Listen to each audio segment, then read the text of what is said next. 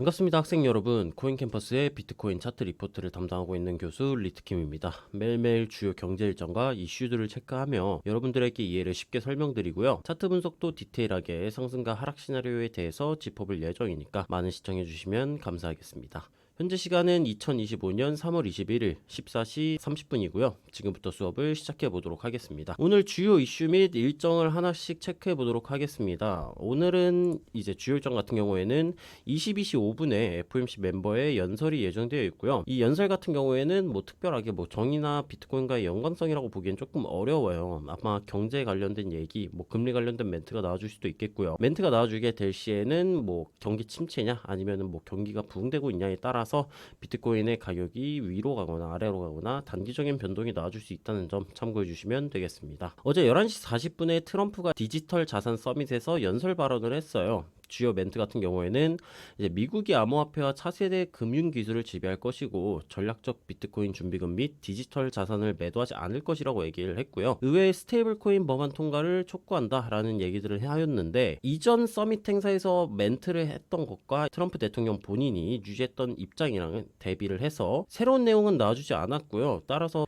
사람들이 기대를 가지고 있었을 텐데 그 기대감이 해소되었기 때문에 오전 혹은 새벽 구간에 이제 단기적인 하락세가 나왔다라고도 봐줄 수가 있을 것 같습니다. 오늘 주요 일정 및 이제 경제 이슈 같은 경우에는 여기까지 살펴보도록 하고요. 다음은 이제 비트코인 차트 간략하게 분석을 먼저 해보도록 하겠습니다. 먼저 4시간봉 작도 관점입니다. 일단 하락 추세가 진행이 되고 있었고 하락 채널 상단부 구간에서 저항을 받아준 모습이고요. 단기적으로는 상승 추세가 진행되고 있기 때문에 상승 추세를 이탈하는 경우 매도 관점으로 접근이 가능하겠고 하락 채널의 상단부 구간을 돌파를 해줄 시 더 큰 하락 채널의 상단부 구간까지의 반전 가능성을 시사한다라고 봐줄 수가 있겠습니다. 다음으로는 이동평균선 살펴보도록 할게요. 이동평균선 같은 경우에는 파란색이 20, 주황색이 60, 보라색이 120, 검정색이 204 이평선이고요. 현재는 240 이평선을 제외한 이동평균선들이 응축으로 진행이 되고 있죠. 따라서 추후에 무조건적인 상방이든 하방이든 폭발이 예정되어 있다라고 봐줄 수가 있겠고요. 다음으로는 보조지표를 넘어가서 살펴보았을 때 4시간봉 보조지표 같은 경우에는 현재 트리플 스토캐스틱 이 장기 K선이 D선을 데드크로스하기 직전인 모습이에요. 따라서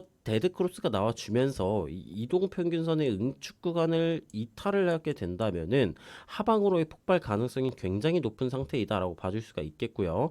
RSI 같은 경우에는 긍정적이게도 50선 구간을 반등하는 모습이 나와주었기 때문에 50선 구간을 지켜주면서 이제 이 응축 구간을 버텨주게 된다면 추가적인 상승이 나와줄 수도 있겠다라고 볼 수가 있겠습니다. 간략하게 차트 분석은 여기까지 해보도록 하고요. 다음으로는 차트로 넘어가서 디테일하게 한번 살펴보도록 하겠습니다. 자, 영상을 끝까지 시청하셔야 매도나 매수 관점이 접근하니까 끝까지 시청해 주셔서 좋은 타점 잡으시길 바라겠고요. 제가 하는 얘기가 어렵거나 이해가 잘 안 가신다면은 영상 하단 더보기란에 있는 코인캠퍼스 입학 문의를 주시고 입학을 하시면은 무료로 차트 강의 및 제가 실제로 진입하고 있는 매수 매도 타점도 공유하고 있으니까 많이 들어오셔서 2025년 많은 수익 가져가셨으면 좋겠습니다. 자, 디테일한 차트로 넘어가 보도록 할게요. 4시간봉 작도 관점입니다. 아까 간략 차트 분석에서 설명드렸다시피 하락 채널 상단부 저항 받아준 모습이고요. 현재는 이전 어센딩 트라이앵글 패턴, 상승 삼각형 패턴의 상단부 넥라인 구간을 현재는 리테스트 지지가 나와주고 있는 모습이다라고 봐줄 수가 있어요. 매물대 구간 가격대가 보수적으로 보게 된다면은 84K 선에서 85.3K 정도 구간이라고 봐줄 수가 있는데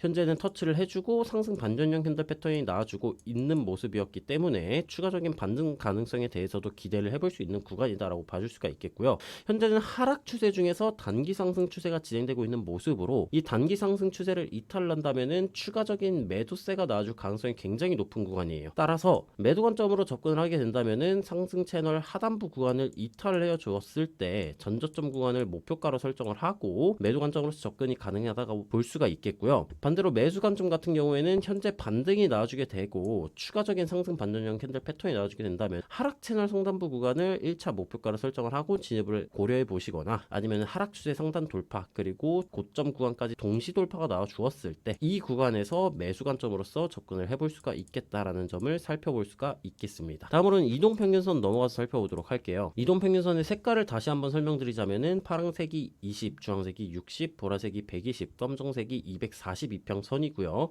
현재는 240 이동평균선을 제외한 나머지 이동평균선들이 응축 중인 모습이기 때문에 추후에 상방이든 하방이든 무조건적인 폭발이 나와준다고 설명을 드렸었어요. 현재 지금은 120 이동평균선과 20 이동평균선 구간, 이 조그만한 박스 구간에서 저항과 지지가 나와주고 있는 모습이고요. 따라서 상단 122평 저항 구간을 돌파를 해주느냐 아니면 22평 구간을 이탈을 하느냐가 굉장히 중요한 구간이다라고 보여줄 수가 있겠습니다. 현재 22동평균선 구간을 이탈을 하면은 양온 구름대와 이 62동평균선이 진행이 되고 있는 모습을 체크를 해볼 수가 있어요. 따라서 22동평균선 구간을 이탈을 할 시에는 62동평균선 혹은 구름대에서의 지지가 나와줄 수도 있다.